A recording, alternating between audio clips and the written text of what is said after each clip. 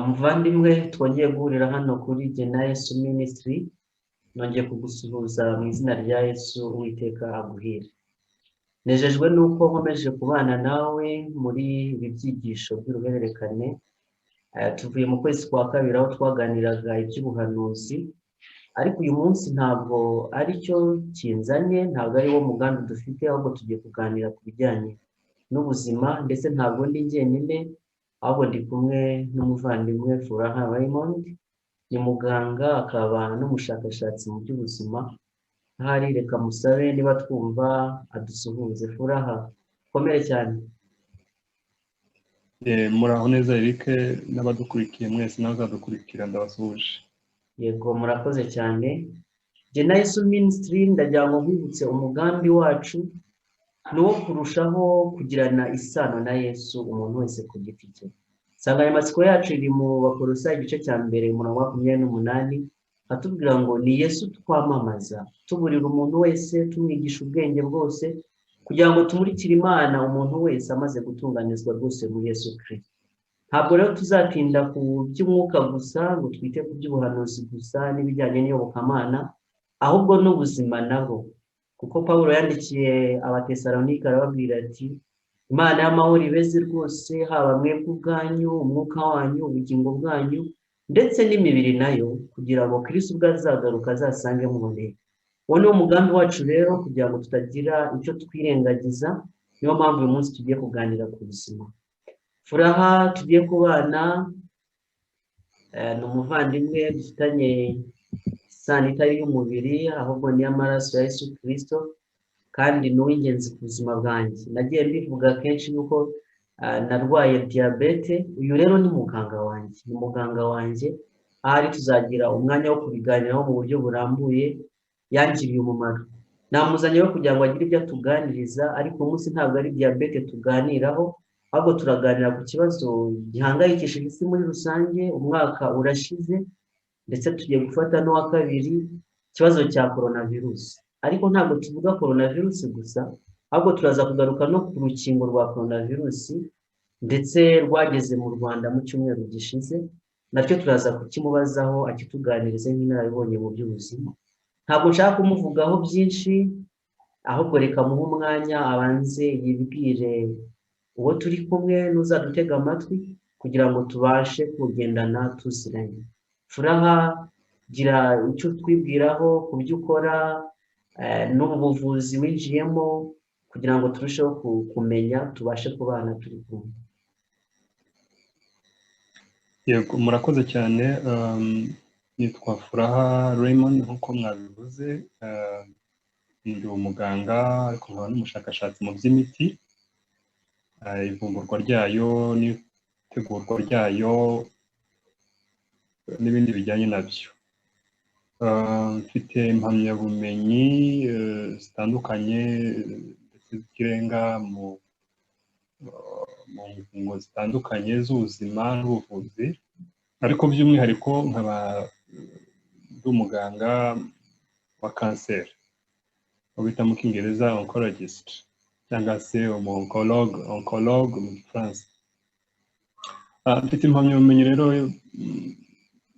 zitandukanye z'ikirenga, specialization cyangwa se specialization muri mu byo indwara z'ibiza cyangwa se z'ibyorezo, epidemiology in public health practice, iyo navanye mu Johns Hopkins University.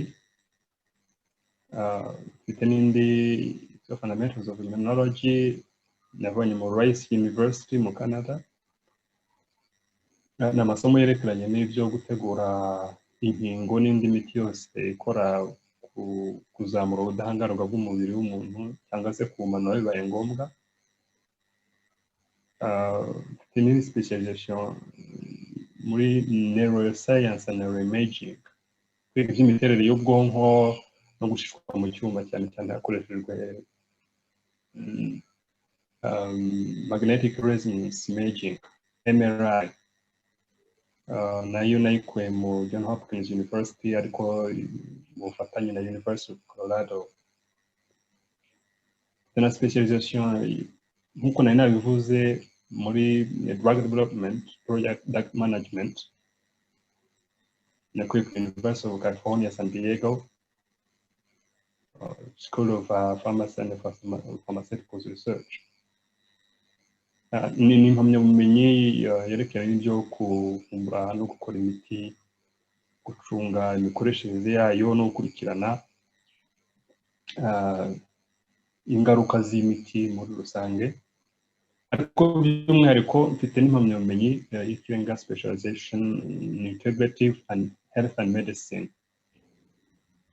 N'ubuvuzi buhuriza hamwe ubuvuzi bwa kizungu n'ubuvuzi buri natural, kandi imitegurire cyo kuri iyo miti ikoreshwa ikaba iteguye mu buryo bwitondewe, hashingiwe ku isuku, hashingiye ku bigize iyo miti, hashingiye ku kugerageza no kugenzura niba nta byangiriza umubiri birimo, hashingiwe no kureba kuregulatinga dosage cyangwa dose.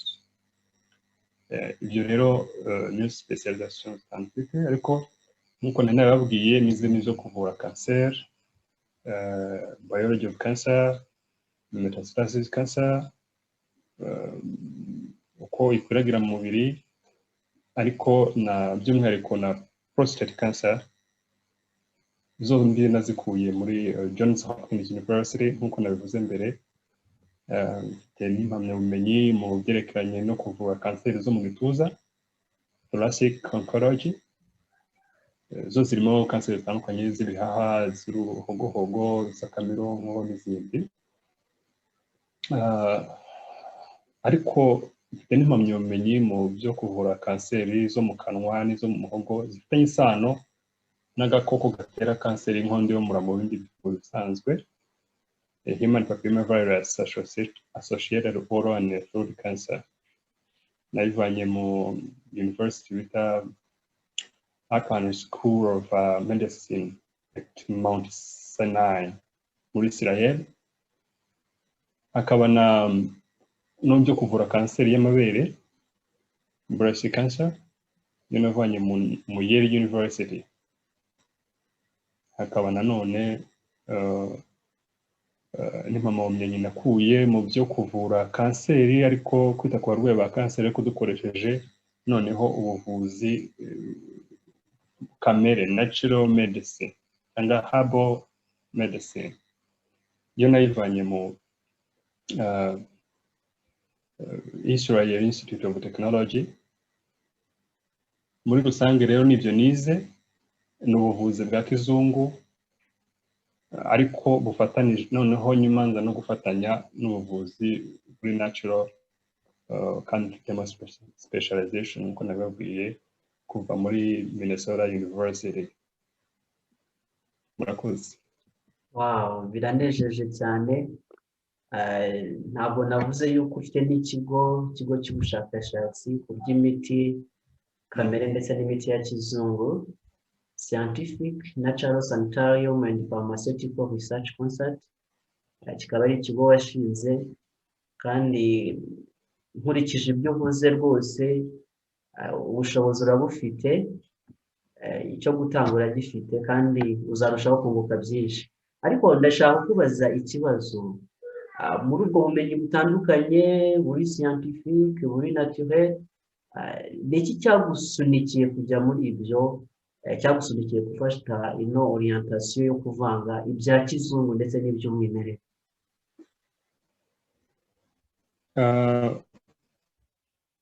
Murakoze cyane.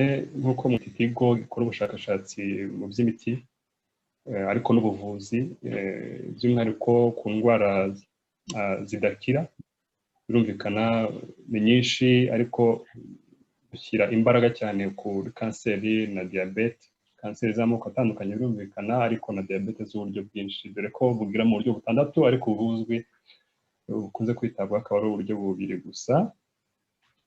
Ariko twita no ku ndwara noneho ziterwa za kanseri ziterwa n'ibyorezo cyangwa se udukoko duto tutagaragara, za virusi.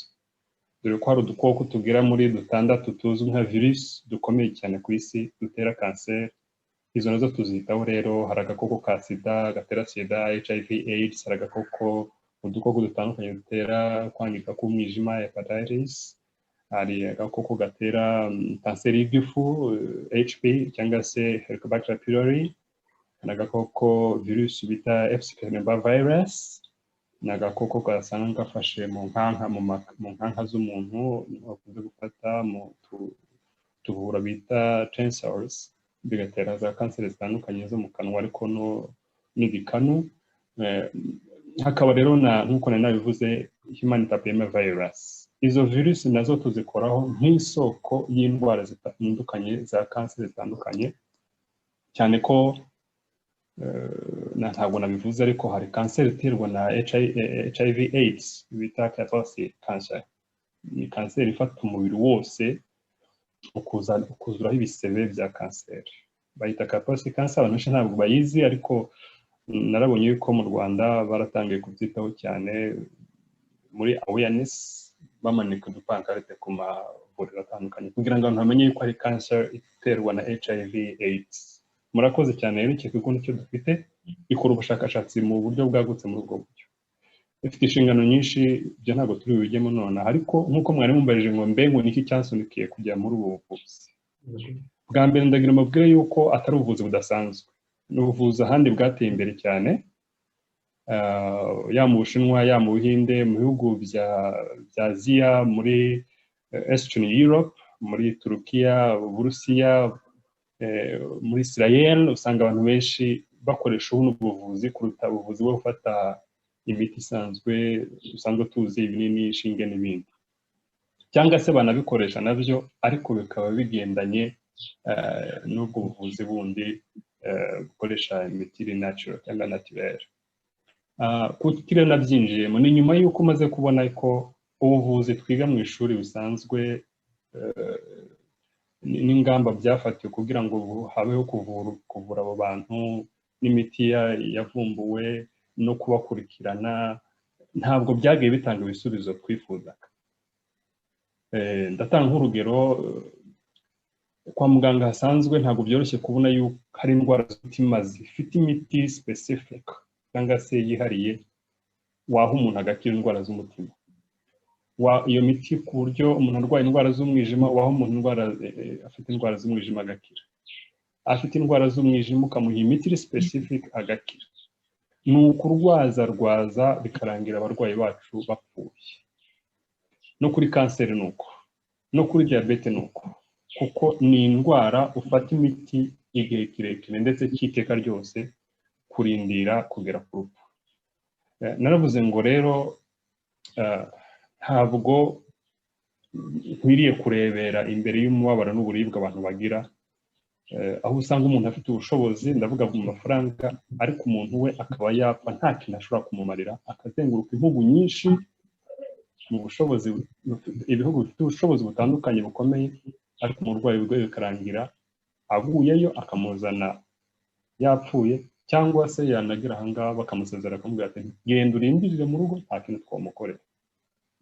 Fata icyemezo, ndavuga ngo no,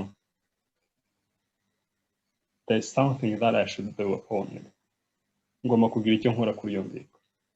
Niko byagenze, nabitangiye kera nkiri umwana muto ntabyumva neza, nkiga segonderi, ndetse abantu banzi kuri ishuri ryisumbuye rya Gahini ariho narangirije banyitaga, bavuga yuko nize medicine kandi nkiri segonderi, mu gihe medicine ibwayo yigwa muri kaminuza. Nyuma rero ngeze kuri kaminuza noneho i Butare, byagiye binzamo kumva mbikora nk'akamenyero, ntangira gufasha abantu. Ndigura ko Eric nawe uri muri abantu twafatanije muri urwo rugendo rw'uburwayi bwawe, kandi Imana iba mu ruhande rwacu, urakira. Hari n'abandi benshi nafashije kandi barwaye indwara zitandukanye harimo na kanseri. Niyo mpamvu yabinteye nuko nagomba gushaka ibisubizo by'ibibazo mu buvuzi bidahari, ubuvuzi busanzwe butabasha kubonera ibisubizo. Kandi kugeza ubu tumaze kubona yuko dushobora kugera kuri byinshi kuruta uko twaje ku isi dusanga imeze n'ubuvuzi bwako bugenda butera imbere. Hagati aho ngaho ubuvuzi bugenda butera imbere, ntabwo twavuga ngo ni iherezo kuri bo, ntabyo bashoboye ubuvuzi busanzwe cyangwa agiye hari icyo nshoboye, ahubwo ni uguhuriza hamwe izo mbaraga zabo n'izacu kugira ngo dushake ibisubizo by'ibibazo isi ifite muri iki gihe. Ni nacyo gituma ntahagarariye mu kwiga ubuvuzi busanzwe bw'ikizungu, ahubwo nateye intambwe njya kumenya ngo niki kihishe inyuma y'inyegamo y'ubuvuzi bwa kizungu. Ese ubuvuzi bw'umwimerere bukoresha imiti isanzwe mbese nta kihinduweho, mbese nta kintu bwadufasha, cyane ko imiti dukoresha kwa muganga bwa kizungu ntabwo ituruka mu ijuru ku bahemera, ntabwo ituruka ikuzimu ku bahemera, ahubwo usanga ari ibituzengurutse bifatwa, ibyatsi, ibiti, ubutaka, ibikomoka ku nyamaswa n'abantu, bagenda bagahindura bikavamo imiti, bagarura bakaduha, tugarura tukabaha abarwayi tugerageza gushaka kubavura. Nta gitangaza kirimo rero. Icyo twe dukora ni ukuvuga ngo ko hari imiti ikomeye y'indwara iyi n'iyi. Ese iyi miti niba ari ibyatsi, niba ari ibiti, niba ari ibikomoka ku nyamaswa, tubiteguye mu buryo bidahinduwemo ikintu na kimwe cyangwa byongerwemo ibindi binyuze mu nganda, ntibyafasha kurutaho, kandi twabonye ko byafasha kurushaho. Murakoze. Urakoze cyane. Ahari tuzagira umwanya wo gutanga ubuhamya. Njye ndi umuhamya w'ibyo ukora. Narwaye diyabete yo mu bwoko bwa mbere, nayirwaye ku myaka 23 nibwo namenye ko nyirwaye. Bambwiraga ko ntazakira scientifically, ibitabo byose nasomaga by'abadokiteri by'ubuvuzi bwa kizungu, nta cyizere bampaga cyo gukomeza kubaho. Nidegembya, niteraga inshinge za buri munsi, gitondo n'ikigoroba, ariko ndimo byabaye nk'umugani mbyibuka, kuko ndi guha abantu inkomezi mbabwira ko bishoboka. Ese uretse jyewe n'abandi nzi bakeya, watanga ubuhe buhamya ku musaruro bino bintu byawe biri gutanga, guhuza ubuvuzi bwa kizungu ariko mu buryo bw'umwihariko dutsindagira ubuvuzi bw'umwimerere? Yego, murakoze cyane. Nk'uko twari twabihereyeho, yenda dutangire nko kuri wowe, tuzagira umwanya wihariye nk'uko wari wabyifuje, ariko sinabura gutekereza abantu nafashije guhera 2012 na 2013 ararwaye kanseri y'amaraso. Uretse ko kanseri y'amaraso irimo amoko menshi, ariko umuntu yaragiye gupfa, kandi mu mezi 7 yonyine uvuye ku rate ya 50 ukurikije ibigero bagenda tuvuga kwa muganga, yari afite agiye gupfa, yari asigaje gusa 10%, asigaje 10 gusa, rate y'10 kugira ngo amaraso yamushizemo bapfuye. Ariko after 7 months, nyuma y'amezi 7 gusa, yagiye kwisuzumisha Nairobi Hospital. Baratangara ndetse ntibumva yuko ari nabyo. Bahamagara CHUB, dosiye zirahari, uko biri kose abantu dukoze ubushakashatsi twazibonayo. Batiri kumutubwire se koko uyu muntu koko yari afite leukemia, abandi batize mwebwe ntimwamusuzumye ntiyari afite leukemia. Baratangara kuko yari asigaranye rate ya 5 avuye ku rate ya 50 mu mezi 7 gusa. Bivuze yuko umuntu ashobora gukira mu gihe gitoya, ndetse mu gihe gitoya, mu gihe ubundi umuntu ufite kanseri y'amaraso cyane leukemia ntabwo byoroshye ko yaramba igihe kirenze amezi 3 mu gihe atangiye gufata imiti. Kenshi na kenshi dufite ubumenyi buhamya ko abenshi bahita bapfa. Icyo ni kimwe. Kabiri, hari abarwayi benshi nagiye nakira, ntabwo nabarondora, nagiye mfasha, amadosiye barahari, ubuhamya bwabo burahari, baracyariho, ariko sinzibagirwa umurwayi imyaka irenga 50 niba atari na 60, ahubwo yaribagishije Kanombe inshuro zigera kuri 3, afite prostate cancer, ajya mu Buhinde inshuro zirenze 2 niba atari 3, aragaruka bamushyira mu rugo kuko nta muntu n'umwe ashobora kumufasha. Ibitaro byose byaramubwiye ngo genda utegereze. Bamunzaniye icyo gihe atabasha no kunyeganyega, ujya kumukoraho ahubwo wakora ku buriri cyangwa se ku modoka agahita ataka utaramukoraho. Sinzibagirwa rero, nakunze kubibwira n'abantu sinzibagirwa uwo munsi aje mu kumutunganya nibura tumushyira ku gitanda kubera kuba ariho tumufashe ntabwo byadutwaye imbaraga nyinshi cyane.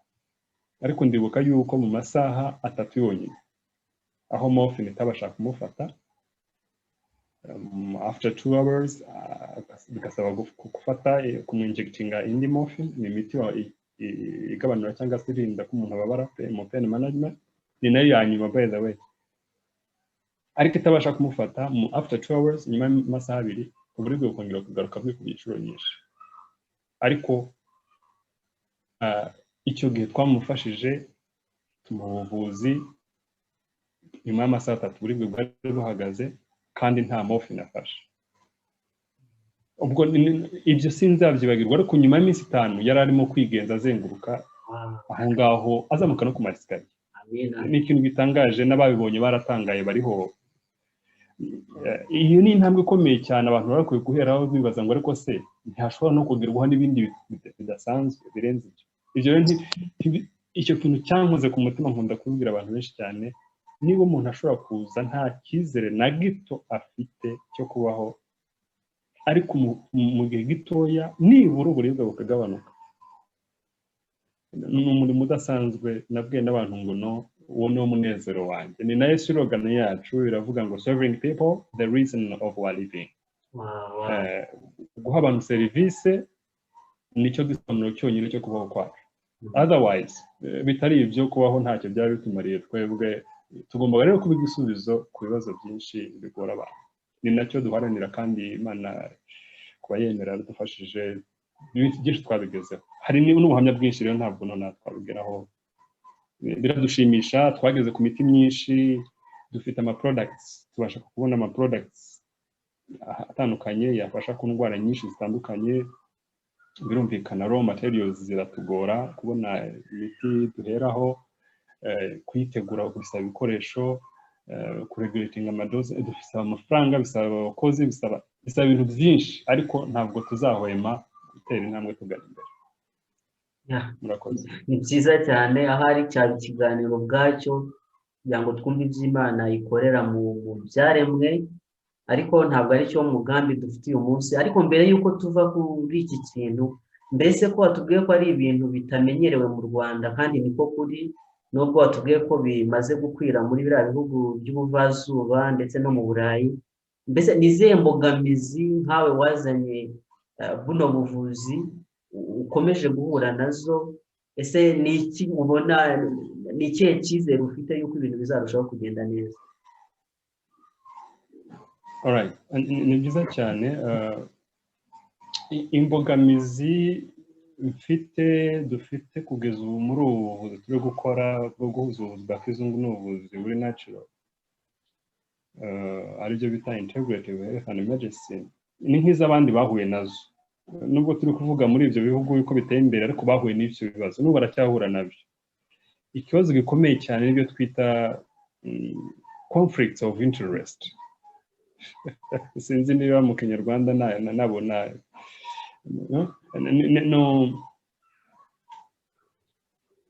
no guhura n'abakurwanya, ariko bishingiye ku nyungu. Ni uburyo ubuvuzi bwa kizungu bushaka kwiharira ijambo ku buzima bw'abantu, ariko wajya kure ugasanga ikihishemo ni inyungu ziva muri ubwo buvuzi kuruta inyungu zo kwita ku magara y'abantu. Noneho ubuvuzi bwa kizungu rero ugasanga nta bisubizo bihagije bufite. Ubuvuzi bwa buri natural bukaba bufite ibisubizo birenze iby'ubwa kizungu bufite. Bityo rero hakabaho guhora abantu basa naho tubyita mu Gifaransa nous ne mettons pas sur les mêmes ondes. Ugasanga ntabwo duhuriza hamwe. Izo ngorane rero muri ibyo bihugu twavuze, Buhinde, Bushinwa n'ahandi, bagiye barwana nabyo, ariko bo bageze ku rwego rwiza aho noneho basha kumvikana. Ubuvuzi bwa kizungu bugahura n'ukumvikana n'ubuvuzi bwa buri natural, ndetse abaganga wajya kwivuza uri umurwayi kwicara mu ntebe yawe imbere y'abaganga babiri, aba doctors babiri, medical doctor, scientific one, ku rundi ruhande hari traditional practitioner doctor kuko baranabyiga, hari n'amakaminuza yiga ubwo buvuzi ukagira impamyabushobozi y'ikirenga, noneho abaganga uko ari babiri bakakusuzumira hamwe bagafata icyemezo hamwe cyo kugira ngo baguhe imiti yagufasha. Ndetse hari n'aho conventional medical doctor cyangwa se umuganga w'ubuvuzi bwa kizungu akohereza kuvurwa ku muganga w'ubuvuzi gukoresha imiti y'umwimerere, akaguha transfer, kavuga ati ndabona indwara yawe ntayishobora, ariko ugiye kuri uriya muganga uyu nguyu nkoherejeho yakuvura kuruta twebwe ugakira. No muri Afurika byagezemo, hari ibihugu nka Cote d'Ivoire, Mali, Zimbabwe, Guinée, ibyo bihugu by'iburengerazuba bwa Afurika nabo bateye intambwe nini cyane. Mwaramubajije ngo se ngo hari icyizere mubona yuko bizarushaho gutera imbere ubuvuzi bwacu? Yego, kirahari. Ubu i Rwanda hari ihuriro ry'abaganga bakoresha ubuvuzi buri natural, byaratangiye gutekerezwaho, ndetse hari umushinga w'itegeko wateguwe uretse ko ntaramenya aho ugeze, kugira ngo wemezwe habeho imirongo isobanutse ifatika kugira ngo ubuvuzi butezwe imbere. Ndetse hari n'abaganga babyize muri za kaminuza nkanjye mu bika bitandukanye, birumvikana bahari, kandi turimo turagenda tureba niba twavugana kugira ngo duhe umurongo neza, ndetse tubikore mu buryo busobanutse kuruta uko byakorwaga mbere. Ndavuga dufatanije n'abavuzi gakondo ariko batanabyize mu ishuri, ariko bafite ubumenyi, bafite ubushobozi, ariko batabasha kubisobanura neza, bityo tubafashe kugira ngo bateze imbere ubuvuzi bwabo nabo nubwo batabyize mu ishuri, ndetse harimo no kubahugura ku buryo bashobora kugera ku rugero rwiza nk'urwo twagezeho, cyangwa se tukabavunguraho bikeya byakabafashe kugira ngo tunoze uwo murimo. Ikindi cyiza kitwereka yuko bizagerwaho nubwo byatinda ni ishyirwaho ry'ikigo gishinzwe iby'imiti n'ibiribwa mu Rwanda. Ni ikigo cyitwa Rwanda Food and Drug Rwanda Food and Drug Authority. Yes. RFDA. Ari nacyo kirimo gukurikirana n'izi nkingo za COVID-19, inkingo zishobora gutumizwa, niba zishujuje ibyangombwa, no gukurikirana uburyo zigenda zihabwa abantu bafatanije na RBC, Rwanda Biomedical Center. So by'umwihariko rero soza ni uko jyewe ubwanjye navuganye n'abakozi ba OMS cyangwa se WHO mu Rwanda, kandi banyemerera yuko ubundi hari WHO iha umwanya ukomeye buno buvuzi, kuko ubwabyo WHO yemeje ko 80% y'abaturage bo ku isi yose biratangaje, bamwe ntibari babizi, ariko usanga baha agaciro ubuvuzi bukoresha imiti idahindaguwe muri za laboratoire, imiti naturelle, natural medicine. Ndetse yuko guhera 2006 ubundi hari ingengo y'imari ibishinzwe gufasha ubwo buvuzi. Icyo bategereje gusa ni ya mategeko twavugaga, regulations y'ibihugu, kugira ngo bateze imbere ubu buvuzi. Ibyo byose rero iyo mbishyize hamwe mbona yuko amaherezo tuzagera ku ntego yo kugira ngo bateze imbere buno buvuzi, ndetse ibisubizo byinshi biboneka ku ndwara nyinshi zateye ubwihebe n'uburibwe buhoraho mu bantu. Murakoze. Urakoze cyane. Ahari tuzagaruka kuri ino ngingo, igiteza n'ibibazo, hamwe hakazamo imyizerere, bamwe bavuga ko ari n'ubuvuzi gakondo, hakazamo ibintu byo kuragura n'ubupfumu n'ibindi. ariko icyo twumvise ni uko ari ubuvuzi bushingiye ku byaremwe mu mwimerere wabyo bidahindaguwe mu nganda. Ndumva aricyo twumvise ariwo murongo murimo. Ahari mu mpungenge navuga n'icyo kirimo ko concept y'ubuvuzi bushingiye ku byaremwe kenshi na kenshi bigendana n'imyizerere y'abakurambere bacu, noneho hakabaho n'ibibazo byo guhangana hagati y'imyizerere ya gikristo n'andi madini agezweho ahanganye n'imyizerere ya gakondo, bikaba byabyara ikindi kibazo. Ariko ahari tuzabigarukaho tubiganireho cyane. Ariko insanganyamatsiko dufite uyu munsi ni ya coronavirus. Watubwiye yuko uri specialized mu bijyanye na epidemiology cyangwa se indwara z'ibyorezo. Hari icyorezo cyateye rero nta nubwo kiri epidemic ahubwo bakise pandemic cya coronavirus.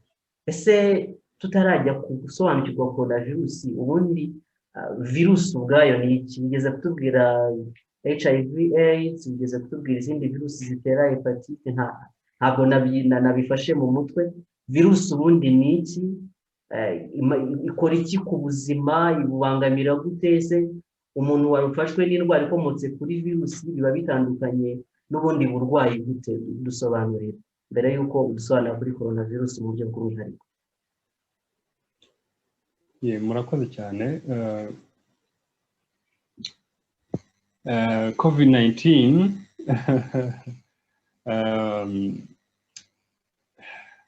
baza bavuga yuko ari keke ishyushye by now.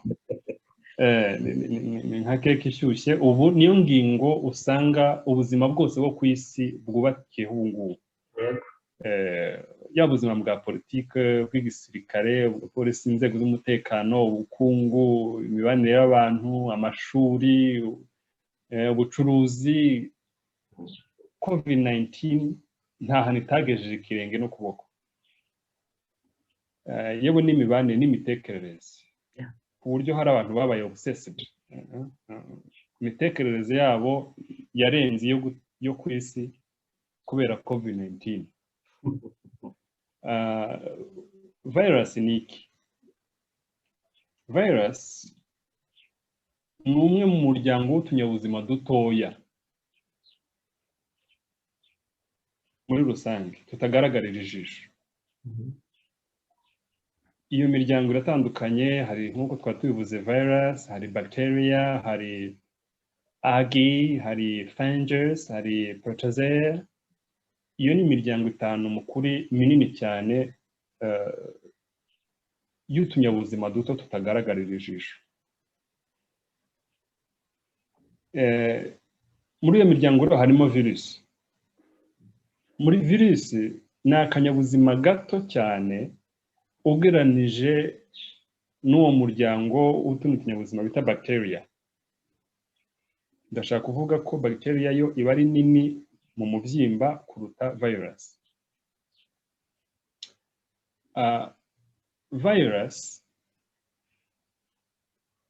ni akanyabuzima gafite ubushobozi bwo kwinjira kakagenda kagatobora kakagera mu mubiri mo ndani w'ingirangingo fatizo y'umuntu, cell cyangwa cellule mu gifaransa. Ni akanyabuzima rero kagenda kakinjira muri host, niba nabyita nk'igikono mu kinyarwanda, ariko mu mubiri wa cellule cyangwa wa cell kakinjira kagatuma ya cell kakagirangingo fatizo gata umurongo mu mikorere yako kubera ko virusi nayo iba ifite akandi kagira buzima kayo bwite, DNA yako, kakayinjiza rero muri cell y'umuntu. Niba abashije kwandura ka virusi kabashije kumwinjiramo, noneho kagenda hagasenya akagira buzima, akaranga buzima k'umuntu, DNA na protein cyangwa se intungamubiri yayo bigendana, RNA, noneho yandanga buzima y'umuntu igapfa. Ubwo rero kubera yuko ya virusi idahama hamwe, ahubwo hamwe n'akadanga buzima kayo DNA habaho replication ni ukuvuga ikabyaramo izindi. uko ubuzima k'umuntu, akarangabuzima k'umuntu kagenda kihinduranya, gakura, tumwe tugapfa tugasimburana n'utundi, uko ni nako ka karangabuzima DNA ya virusi nayo igendana na seli z'umuntu, ariko ka kanyabuzima virusi gafite ubushobozi bwo kwica ingirangingo fatizo z'umuntu. Iyo ingirangingo fatizo z'umuntu zipfuye, imwe, ebyiri, eshatu, nibyo biganisha ku rupfu. Muri rusange virusi niyo, kandi nuko ikora mu mubiri w'umuntu, bigaterwa n'ubwoko butandukanye bw'amavirusi. Keretse niba hari ikindi mumbaza kuri virusi. Bivuze ngo wahoze utubwira virusi itera sida, virusi itera korona, virusi itera umwijima. Bivuze ngo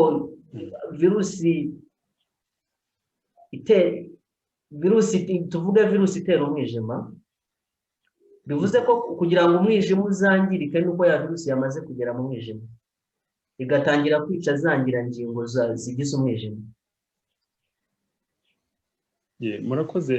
murakoze. Ntabwo virusi zose cyangwa se utundi tunyabuzima dutoya, microorganism, ntabwo dufata igice icyo ari cyo cyose, ahubwo hari igice gihostinga cyangwa se virusi biba biyoroheye kwinjiramo, ikabonamo ubuzima nayo, kuko ibishaka aho ibona ubuzima, iratakinga, irinvadinga cyangwa se itera umubiri, ariko yagira mu mubiri hakagira urugingo ruyakira kurusha izindi ngingo. Uko niko nk'agakoko gatera umwijima, kangiza umwijima niwe uyakira, kandi bikoroha kugira ngo agakoko kawusenye, bigatuma umwijima uhagarara gukora cyangwa se udakora neza. Ibyo bita hepatitis inflammation, hepatic inflammation, aribyo bivamo hepatitis, bitewe n'udukoko dutandukanye.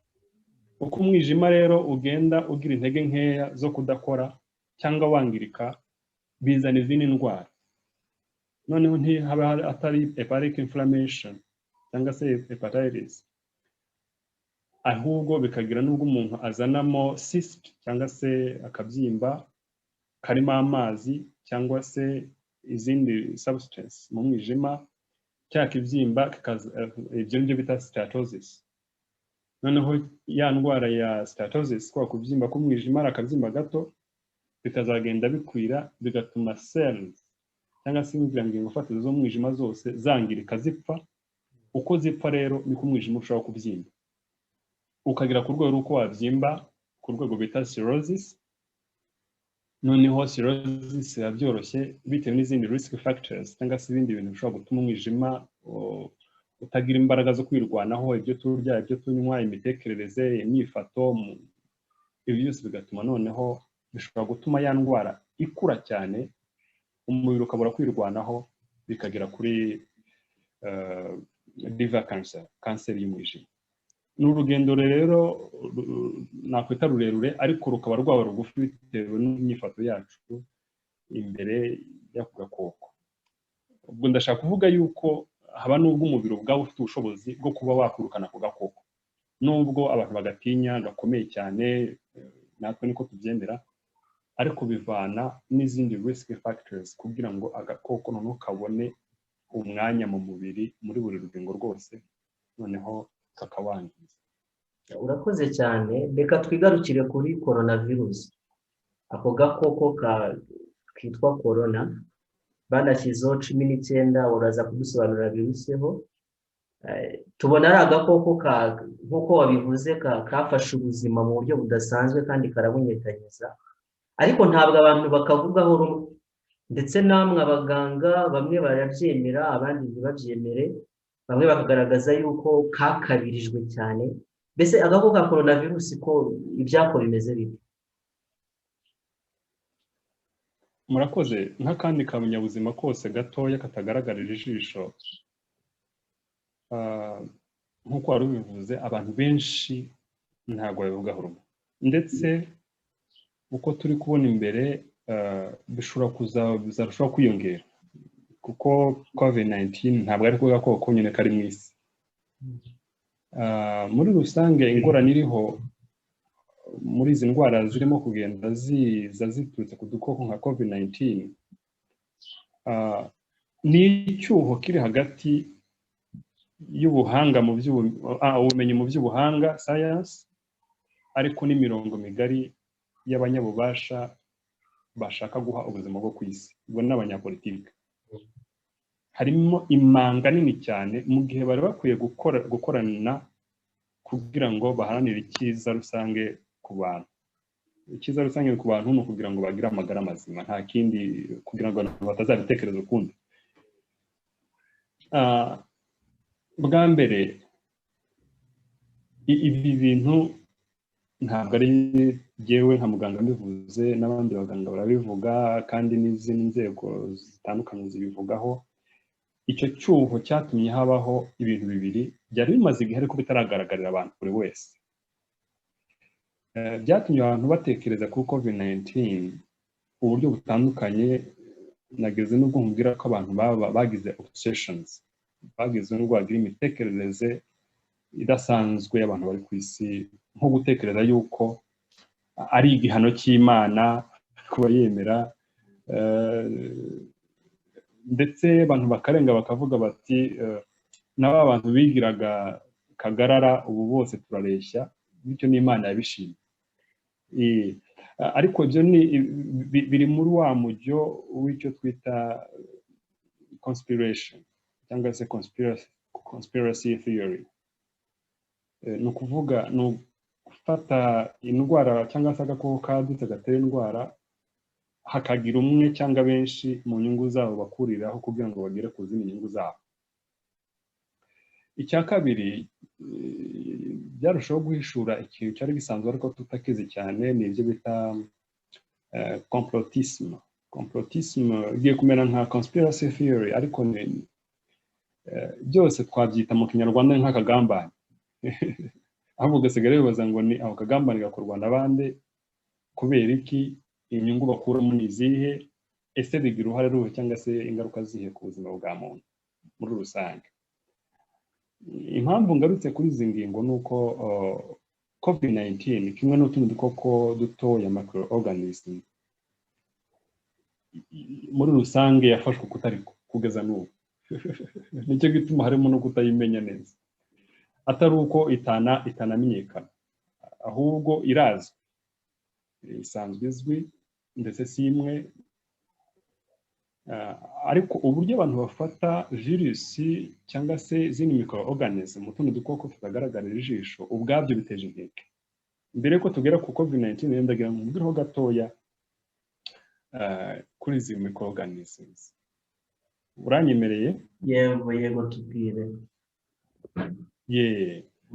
Ndagira ngo nubwo byazadusaba undi mwanya, ariko ndagira amenyesha abantu yuko burya n'imbere mu mubiri wacu udukoko twinjiramo tunyuze mu kanwa, mu mazuru, mu maso se, mu ruhu n'ahandi, turi nibura mu moko 700, imiryango 700. Ntabwo ari umubare, ni amoko 700 species,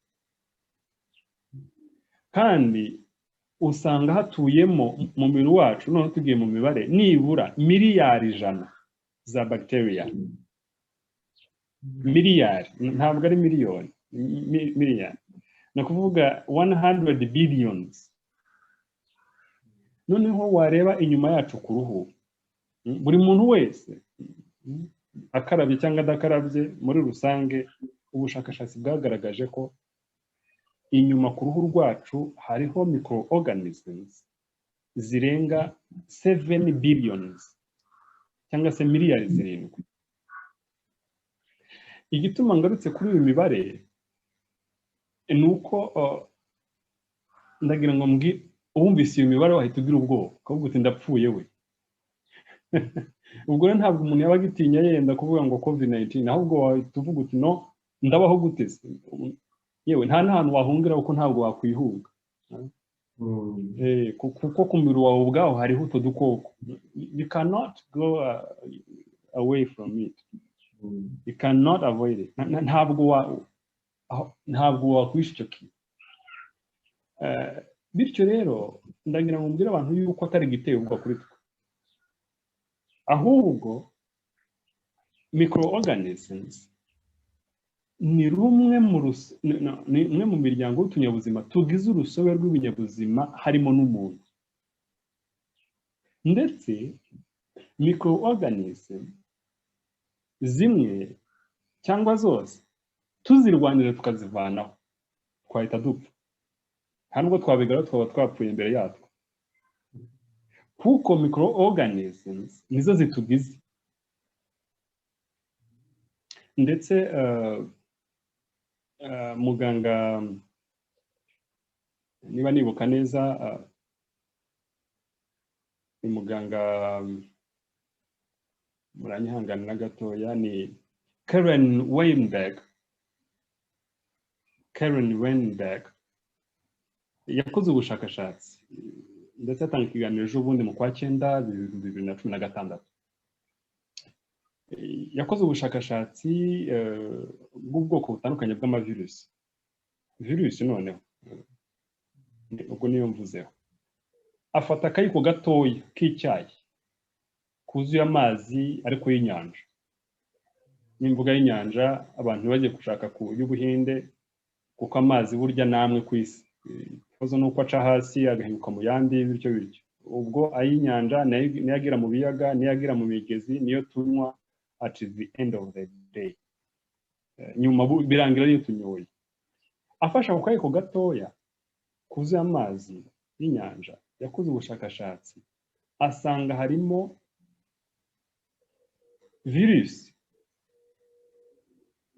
miliyoni 10. Yenda biragoye kubyumva kandi ndabyumva abantu batabyumvise, ariko niko bimeze. Ndetse agaragaza ko amazi y'inyanja birangira turetse atari uko tuyanyoye cyangwa y'ibiyaga gusa, ahubwo niyavamo umwuka ugera mu byaremwe harimo n'umuntu akawuhumeka, kandi vapors zayo cyangwa se evaporation, umwuka uzamuka n'utwo dukoko ukajya mu kirere ari nacyo twiduha imvura.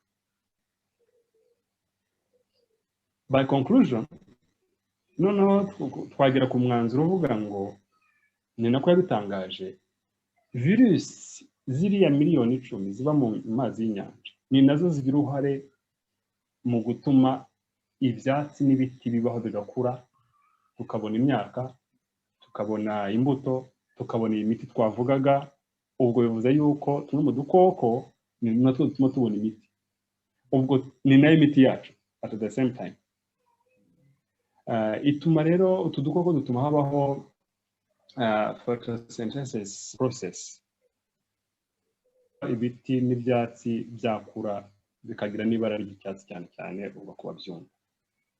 Utu dukoko nazo tugira uruhare mu guhindagurika kw'ikirere, cyangwa se kuba ikirere cyabasha kuba cyiza tukabona n'imvura ihagije, kuko umwuka uva mu mazi ni nawo mwuka duhumeka, tugasohora CO2 cyangwa se CO2, nayo igafasha ibyaremwe ibiti kubaho n'ibyatsi kandi bigasubira muri ya nyanja.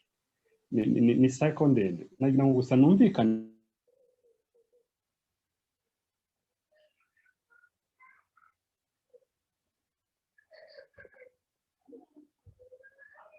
udukoko dutoya harimo na virusi ni ibiri muri imiti. Kubw'iyo mpamvu ntabwo dukwiriye kuba dutekereza viruses cyangwa se udukoko dutoya nkaho ari uko kutugirira nabi. Ndetse umuganga umwe bita Patrick Lee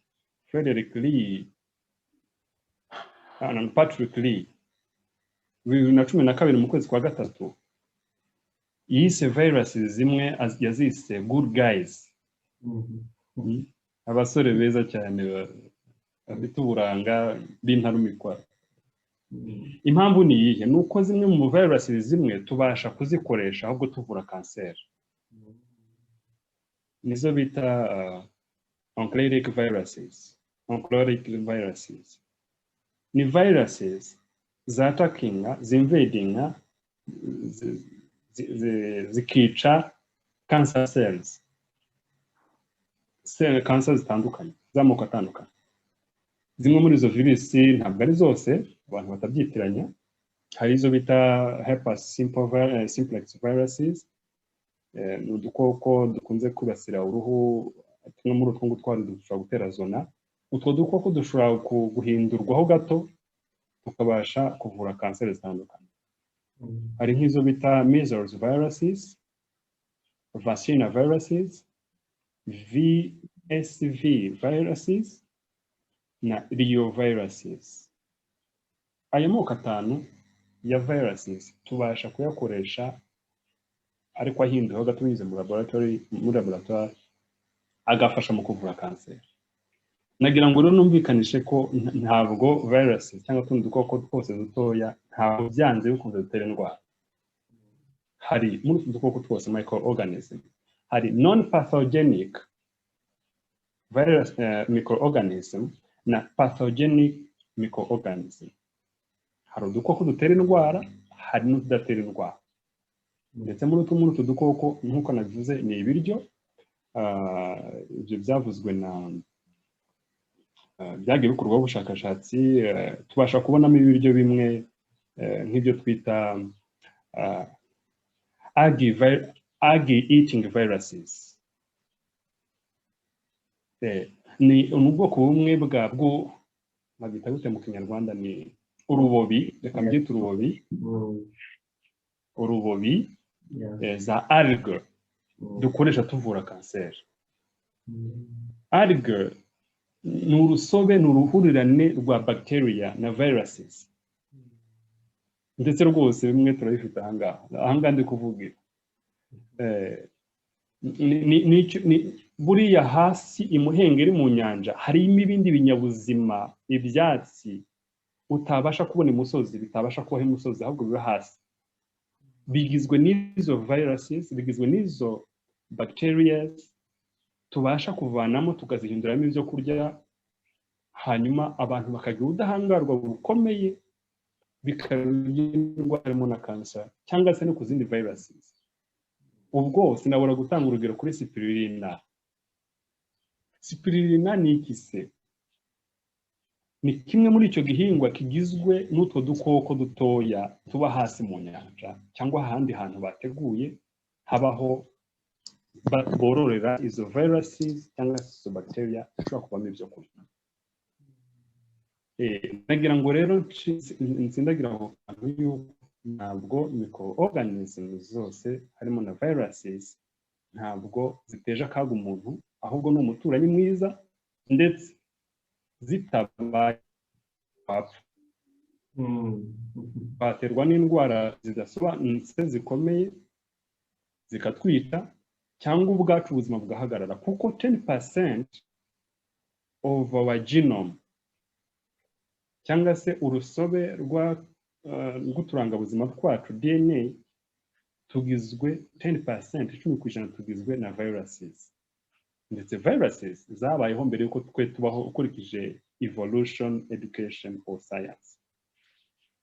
Bityo rero tukivuga kuri COVID-19, nagira ngo abantu bumve ko ntabwo viruses zose zitera indwara, ndetse zimwe ni imiti bikaba n'ibiryo, ndetse zitariho twapfa.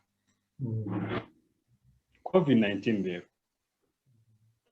COVID-19 ntabwo ari agakoko gashya. Ndavuga nka corona. Warumbarije gukora ikitwa 19. Yego. Corona bwayo ntabwo ari agakoko gashya. Ahubwo ni umwe mu miryango y'udukoko, imiryango 4 y'udukoko dutera grippe isanzwe. Coronaviruses, ndavuga coronaviruses. Ni umwe mu miryango y'udukoko dutera grippe isanzwe. Nimvuga grippe isanzwe, abantu batumva yuko ari isanzwe ku buryo itakwangiriza umuntu. Oya, ni indwara. ndetse itavuwe yakwangiza umuntu mu buryo abantu badatekereza cyangwa batari biteguye. Gripe ni indwara ikomeye, ndetse twagiye twumva gripe zikomeye cyane ndetse za corona nka SARS-CoV-2 yadutse 2005 mu bihugu bitandukanye by'i Buraya na Amerika, ariko n'ahandi nko mu bihugu bya Aziya ndetse ko mu bihugu bya Afurika ntiyakunze kuhagera, nk'uko n'ubundi na COVID-19 itagiye yigaragaza cyane muri Afurika ugereranyije n'ahandi ku isi.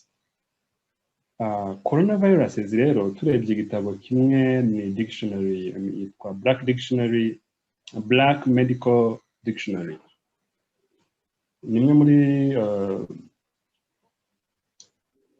muri dictionary cyangwa se inkoranyamagambo y'ubuvuzi yanditswe guhera 1996. Muri ya 41 yo mu 2005 mu 2005 niho bagaragaza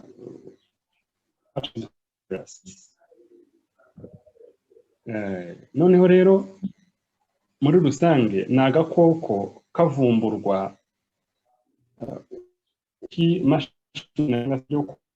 cyangwa se uburyo kabayeho gateye nk'urugori cyangwa se ikamba, nicyo bita corona ikamba. Coronaviruses rero nk'uko nabivuze ni umwe mu miryango ine igizwe n'udukoko 200 viruses ubundi dusanzwe dutera indwara ya gripe. Iyo miryango ni iyi: coronaviruses, hari ecoviruses, hari coxsackie-viruses, hakaba na rotavirus. Kuri uyu muryango wa nyuma mvuze rhinoviruses, nagira ngo matinde gato nuko uyu muryango wo mu dukoko 200 dutera gripe, uyu muryango wihariye udukoko 100, ubwoko bw'udukoko 100. Uyu muryango rero uturuka he utu dukoko? Uturuka ku nyamaswa dusanzwe tuzi bita isatura, bamwe abandi bayita ingurube y'ishyamba. Iba muri za parike zitandukanye harimo n'u Rwanda, mu Kagera n'ahandi, ngira ngo yenda hashoboka sindabizi. Ukuvuga ngo mu kirere izo nyamaswa zibamo haba huzuyemo utu dukoko, ubwo hari n'utundi twinshi ibihumbi n'ibihumbi. Indi miryango itatu isigaye ikiharira 100 mu miryango harimo na coronavirus. Warumaje ngo COVID-19 ko mu muryango wa coronavirus, ariko byemejwe yuko kagaragaye mu bantu mu mwaka wa 2019, mu mwaka wa 2019 bahera ko bayita COVID-19. 19 iyo 19 ihagarariye umwaka wa 2019. COVID nta kindi bivuze, ni coronavirus disease. Corona, virus, disease. Coronavirus disease 2019. Bivuga ko aribwo yageze mu bantu. Ubu ngubu biracyateje ingorane ikomeye cyane no mu rwego rwa politiki. Nk'uko nakubwiye, ikibabaje nuko usanga bino byorezo n'izi ndwara bidakurikiranwa bidashingiye kuri science. Ibiramambu bishingiye ku byemezo biri politiki. Ndaguha urugero nk'uwari hoze ari president wa USA, Donald Trump. Guhera ku itangiriro bikimenyekana ku isi yose kugeza avuyeho, yarakivuga ngo China virus, ni virus y'Abashinwa. Ntabwo yitaga coronavirus, China virus. Ariko Abashinwa nabo n'abandi babashyigikiye bakavuga bati ahubwo ni US virus. ni kuvuga ni virus yazanwe n'abanyamerika, hazamo ibintu byinshi, hazamo intelligence cyangwa se by'ubutasi n'ibindi, bavuga yuko uruhande rumwe ari rwayizanye mu isi. Ibi byatumye habaho cyo nakwita vaccine race, isiganwa mu kuvumbura inkingo zayo.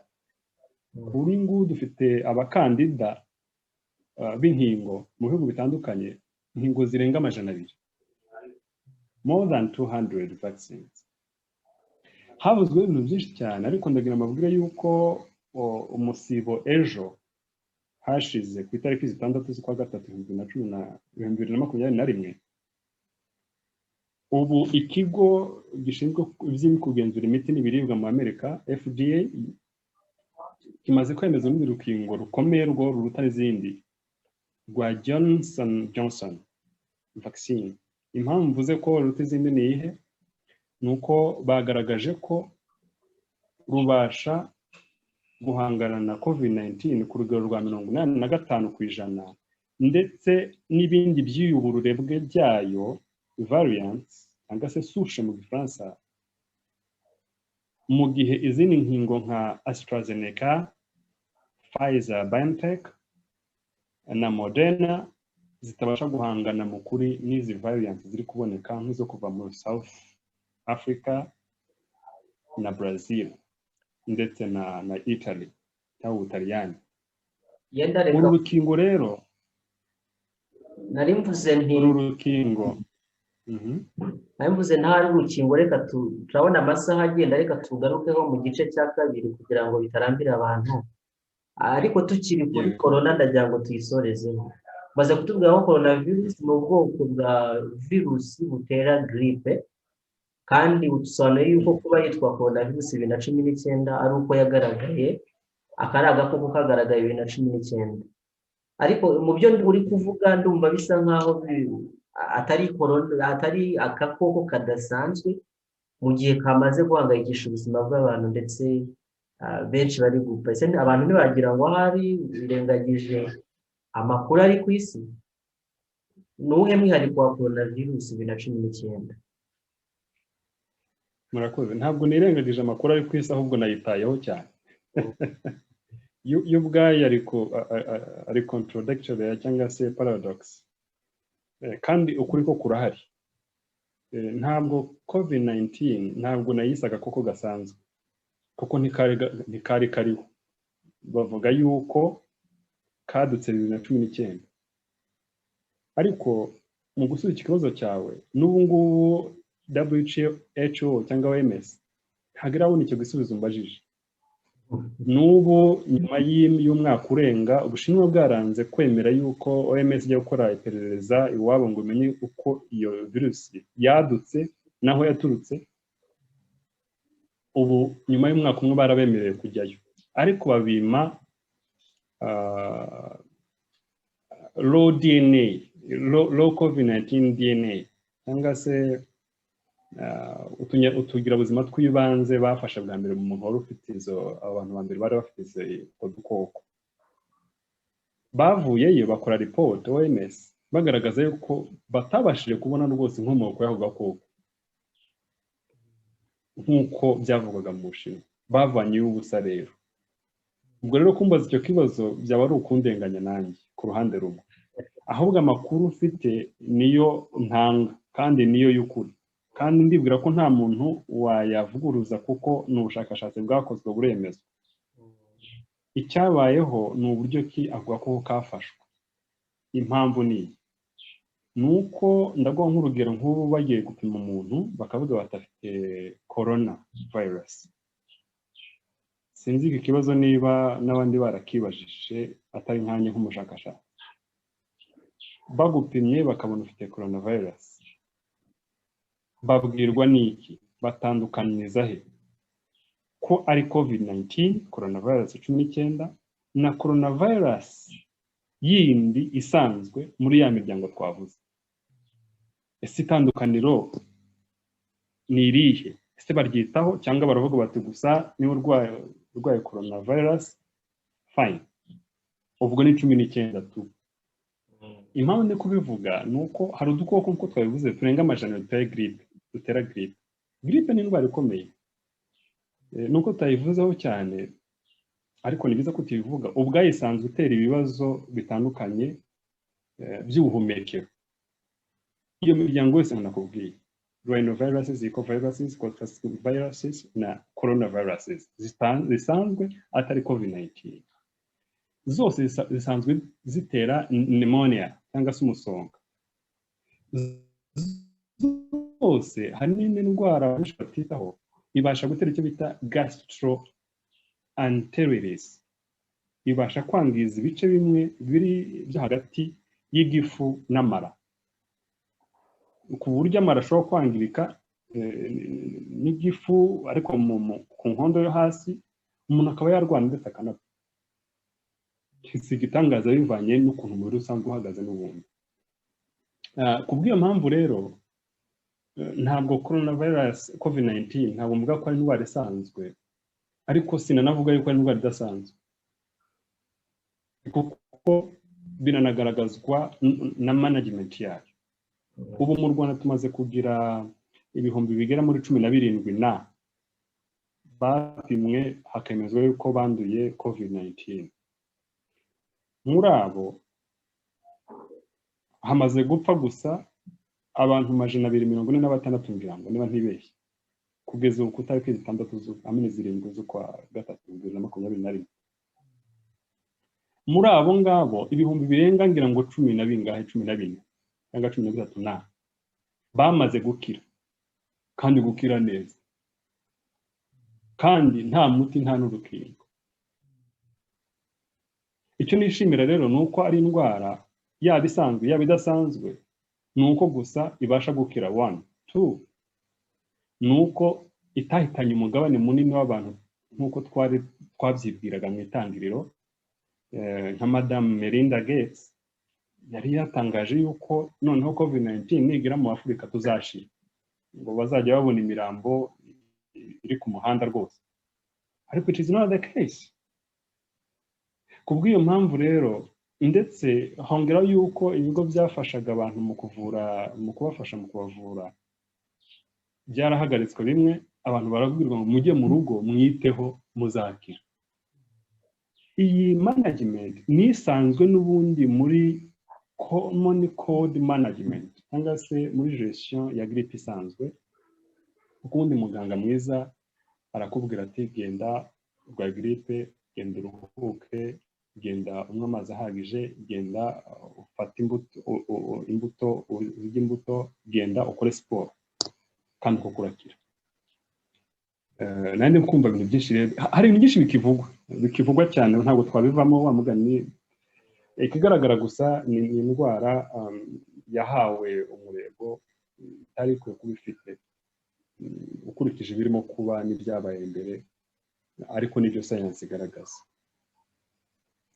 akandi kabazo k'amatsiko nta kitarapotira yipati ya mbere hari muri bwa bwoko bune butera grippe wari umaze kuvuga ya miryango y'amavirusi uvuze bwa bundi bwihariye amavirusi 100 yose ariko uvuze ko ngo buboneka cyane hari inyamaswa zisatura none nkibaza ikibazo ni coronavirus igitangira ndabyibuka mu kwezi kwa mbere kwa kabiri tukibyumva mu Rwanda byavugwaga yuko abantu bakunda kurya inyama cyane cyane inyama z'ingurube n'ibyo bisimba n'ubundi baba bifitanye isano na coronavirus 2019 ese bimeze bite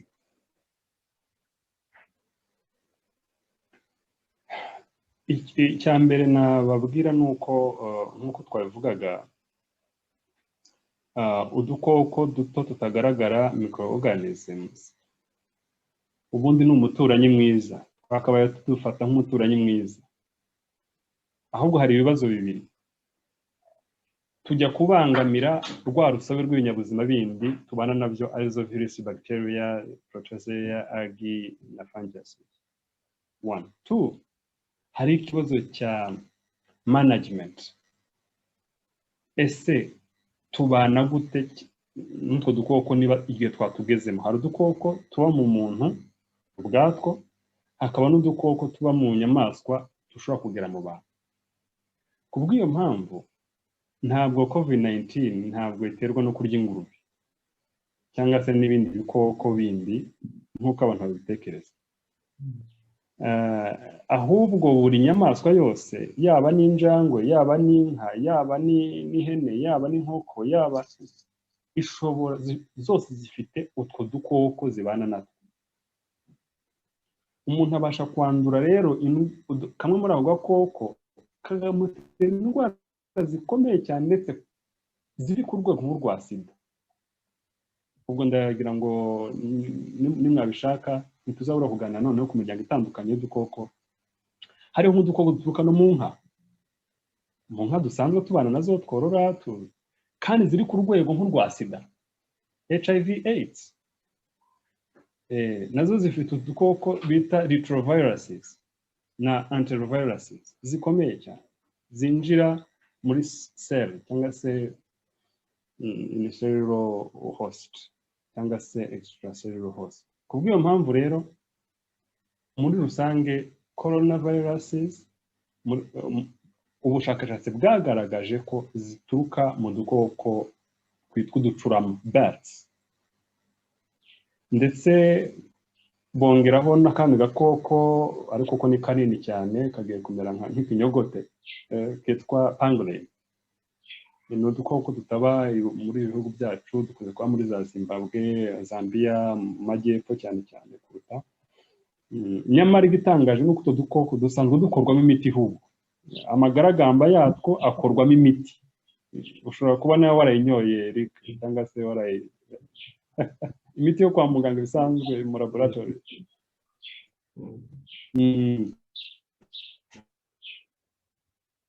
Ariko